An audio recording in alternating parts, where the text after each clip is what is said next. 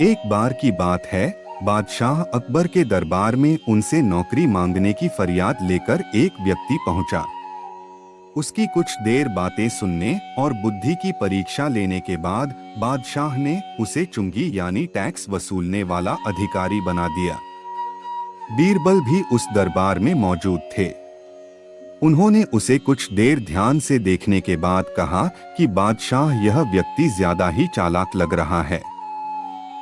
यह जल्द ही कुछ न कुछ बेईमानी जरूर करेगा। होते होते कुछ समय गुजरा और तब तक उस व्यक्ति ने टैक्स वसूलने का काम पूरी तरह संभाल लिया था।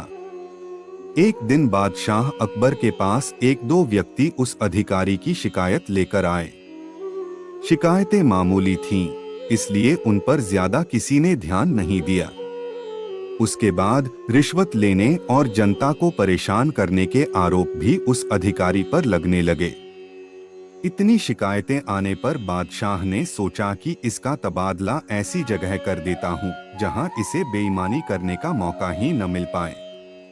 इतना सोचते ही बादशाह ने फैसला किया कि उसे अस्तबल का मुंशी बनाया जाएगा।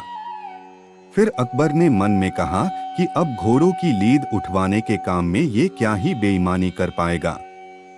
वहां मुंशी के पद पर पहुंचते ही उस व्यक्ति ने फिर रिश्वत लेना शुरू कर दिया।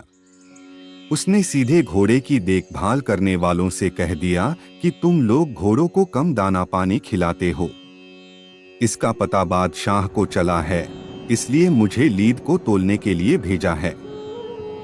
अब अगर लीद का वजन कम हुआ तो सबकी शिकायत बादशाह से कर दूंगा।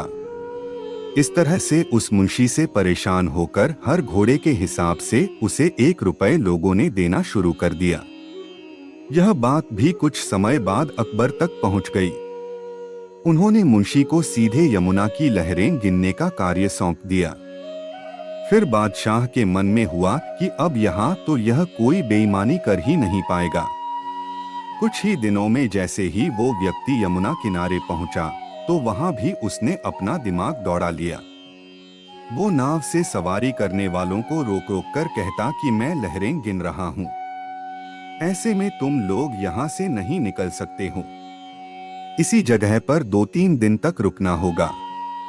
रोज रोज ऐसी बातें सुनकर नाव चलाने वालों ने अपने कार्य को जारी रखने के लिए उसे 10-10 रुपए की रिश्वत देना शुरू कर दिया। अब यमुना किनारे भी वो व्यक्ति खूब बेईमानी कर रहा था।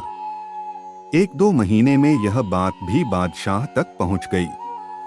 तभी अकबर ने एक लिखा हुआ आदेश भिजवाया, नाव को रोको मत, जाने दो। वो व्यक्ति चतुर था, उसने बादशाह के आदेश वाले पत्र को नावों को रोको मत जाने दो कर दिया था।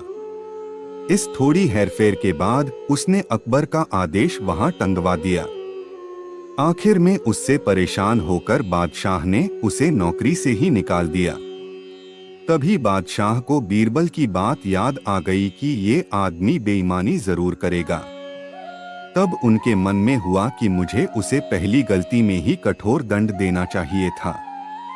इस कहानी से हमें यह सीख मिलती है कि दुष्ट अपनी दुष्टता और बेईमान अपनी बेईमानी कहीं भी जाने पर नहीं छोड़ता है।